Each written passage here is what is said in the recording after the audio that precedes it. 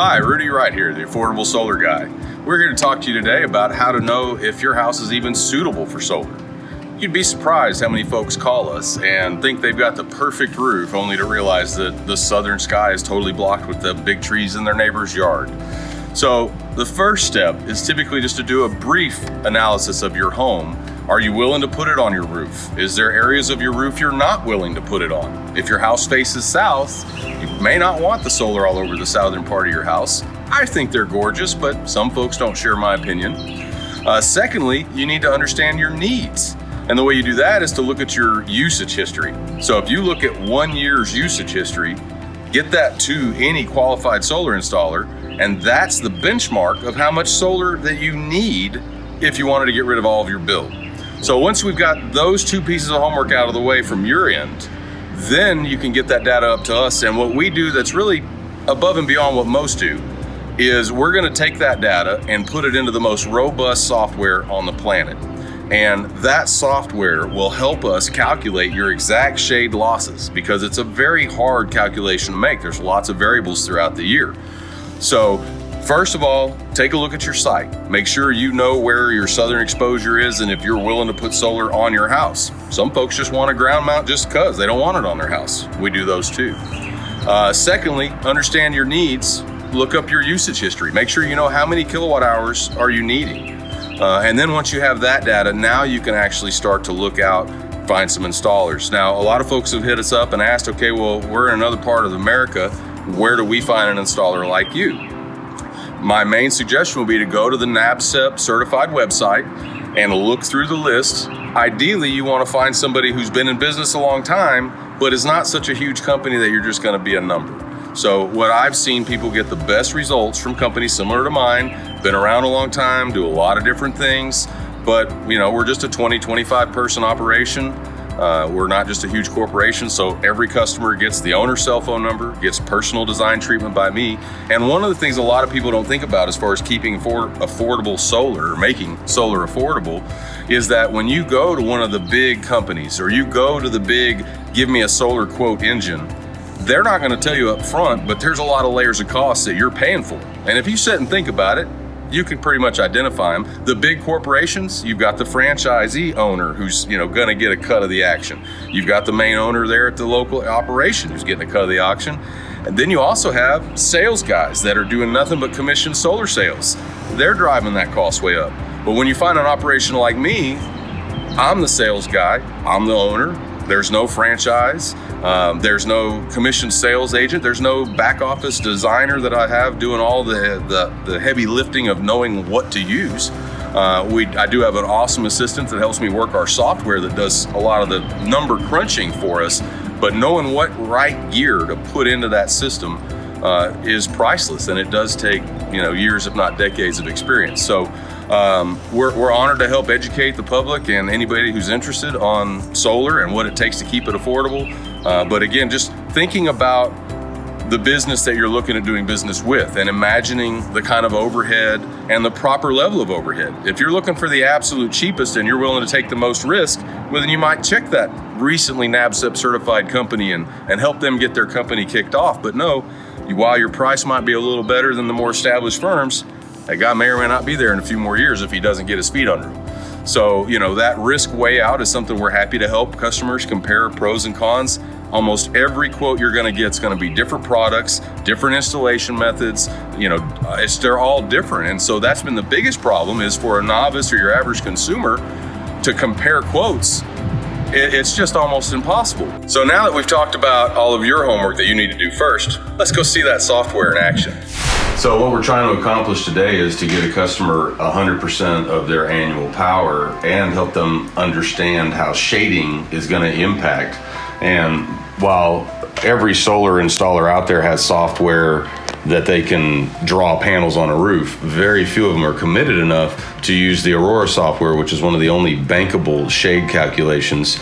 Now we can actually hit an irradiance check here and show you on the colorations on the roof what's going on. So yellow is the good stuff. That's the brightest irradiance on the property, and then you can actually see this little bit of shading there on the end. That's actually where we're going to move some panels out of that spot because they would have damage production. Now this is before we've calculated her trees. So this is what it looks like if, normal software was using it. So we'll have to draw in the trees real quick. The LiDAR that we use on this actually gives us a 3D image of how tall everything is around the house. And it is really startling how much the impact from shade can be, especially for most folks that are confident that, oh, my house gets full sun almost all the time. And then we see something like this. So the current system that we have drawn on this roof actually showed to produce 101% of their power before we calculated the shade. But now that we've got the LiDAR report in, we'll actually draw the trees into the software, and the software will then know, okay, yes, that is indeed a tree. Because just because we have that LiDAR, there is still a little bit of a manual inputting of the obstacles that matter. And so we're going to focus on anything, south of the house or that might be overshadowing the house at certain points throughout the year. And the way the software works is it allows us to see when we have drawn that tree to the exact height that it actually is. Otherwise, you end up with a guy on the ground with, a handful of classic methods or, sticking his thumb in the air and going, yeah, that's about 40 feet. So now we can actually confirm that our rendered trees are approximately the right height as the real obstructions. So once we have that data built, now we can run a fresh irradiance calculator and see, how much power is that roof really gonna make. Takes a minute to get the rendering down. It's going through and calculating the solar panels, the inverters, the azimuth, the tilt. It's going to calculate everything about this system and then give us a full annual readout. And without this data, you may buy solar and expecting your bill to go away in full, and in reality, you're only going to lose half. So as you see on the screen now, we have no more bright yellow. We're all, barely yellow, in fact, mostly red. So, that shows you how bad shading can impact. And then again, in this particular instance, the customer went from a 101 offset to a 56% energy offset. And the software actually will take your actual usage, calculate it all through. That's one of the things I stress with everybody. The first steps in solar is identify your needs. Do you have a suitable site, and how much energy do you need? Now, once we have that information, we can go through this design process and show you the payback on a straight grid tie system. And that will define whether there's any reason to talk about the battery backup, because if we can't get you any solar because you're buried in the trees, you certainly don't want to waste more money on batteries. So it's really a building step process where we have to, first identify your goals, second identify is your site suitable, and then get your usage so we can line up your goals and your usage to match. So the right software makes all the difference in the world. In today's crazy Corona times, we can do 90% of our bid work without ever even setting foot on your house. And we certainly encourage you to consider getting your solar done the right way, keeping it affordable. We make solar affordable by making sure you don't get too much, or you don't get it in the wrong spot, or that you at least have an accurate presentation of what you're getting. A lot of customers we take over for service on because their original installer either is non-responsive or doesn't show up. Their biggest beef is they don't know what their system's doing. They don't think it's doing what they expected, and or they never even knew what to expect. So now that you've seen the software, one of the other key aspects that obviously most customers rely on our advice, but if you're doing your homework, you ought to be thinking about what kind of panel do I want or need. Now, this was the mainstay for the longest time. In fact, this is one of the extras out of the very first pallet of panels I ever ordered.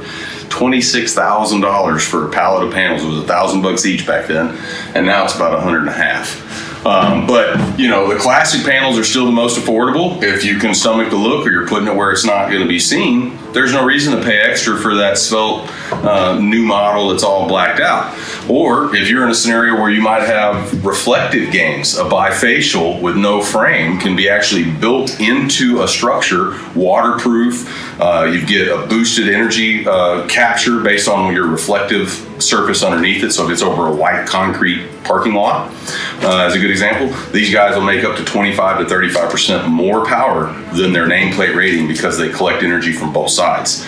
So there's all kinds of innovative products, everything in between, from the oldest monocrystalline classic panel to the latest bifacial frameless that has a 30-year warranty.